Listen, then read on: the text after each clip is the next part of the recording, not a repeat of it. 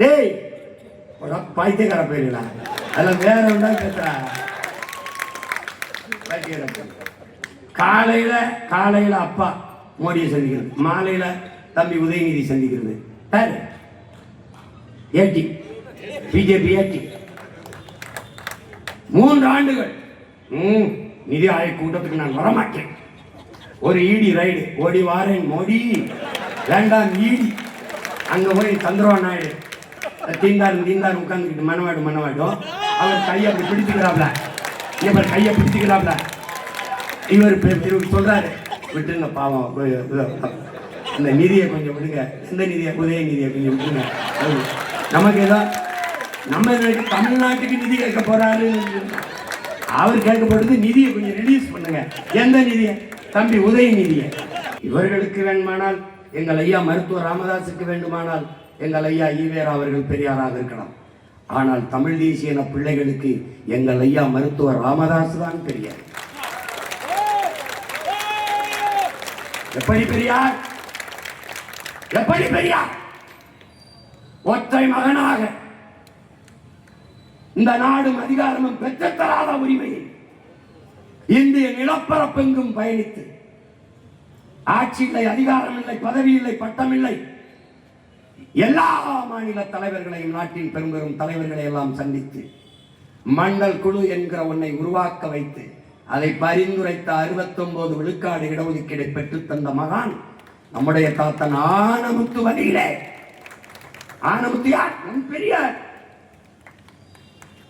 அவர் வழியிலே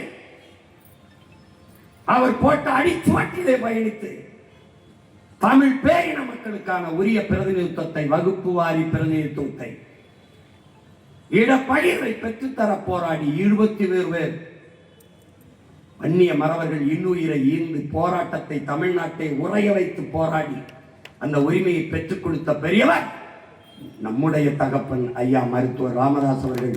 தமிழ் பேரினத்து பெரியார். 85 வயது, 85 வயது இளஞ்செய்வான் தெருவிலே இறங்கி தமிழை தேடி என்று தெருவிலே நடைபயணம் போன தமிழ் பெருந்தகை நம்முடைய ஐயா ராமதாஸ். தமிழ் பேரினத்தின் பெரியார்.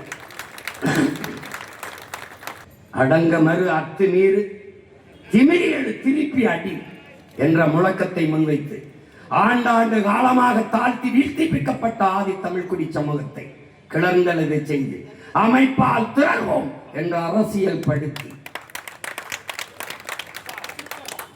உதிரிகளாக இருந்த மக்களை ஒன்று திரட்டி ஒரு தலைமையின் கீழே கூட்டி இன்றைக்கு ஆட்சி அதிகாரங்களில் அங்கே சட்டமன்றம் பாராளுமன்றத்துக்குள் செல்கிற வாய்ப்பை பெற்றுக் கொடுத்து இன்று வரை அதே நோக்கத்திற்காக போராடி கொண்டிருக்கிற அண்ணன் திருமாவளவன் அவர்கள் உங்களுக்கெல்லாம் பெரியார். அவருக்கு வேண்டுமானால் ஐயா ஈவேரா பெரியாராக இருக்கலாம்.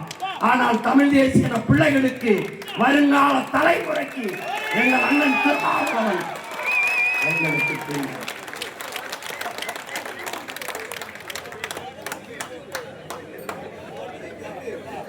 அவர் செய்கிற வேலையை திராவிடத்தில் எவனாவது ஒரு தலைவன் செய்யறான்னு சொல்லு பார்ப்போம்.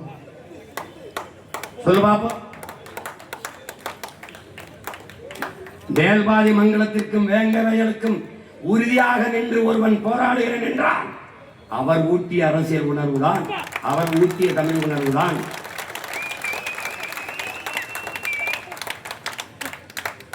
அண்ணன் ஏற்றுக்கொண்ட கூட்டணி, அதற்கு சில இந்த நாட்டில் ஒரு தர்மம் இருக்கு, கர்மத்தை தர்மம் போய் இப்ப நான் பேசுறதெல்லாம் 2006 முன்னாடி படிப்பிச்ச ஆசிரியர் யாரு? அவர் தான்.